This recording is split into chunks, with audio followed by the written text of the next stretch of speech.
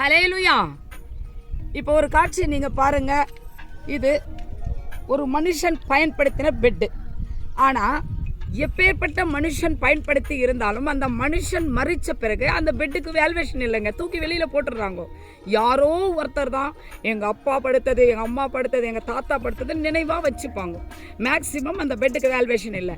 அப்படி தாங்க ஒரு மனுஷன் வாழும் வரையிலும் தான் அவனுக்கு கொடுக்கப்பட்ட நாட்கள் பரம ராஜ்யத்தை சுதந்திரிக்கவும் மற்ற ஆத்துமக்களை சுதந்திரிக்கவும்.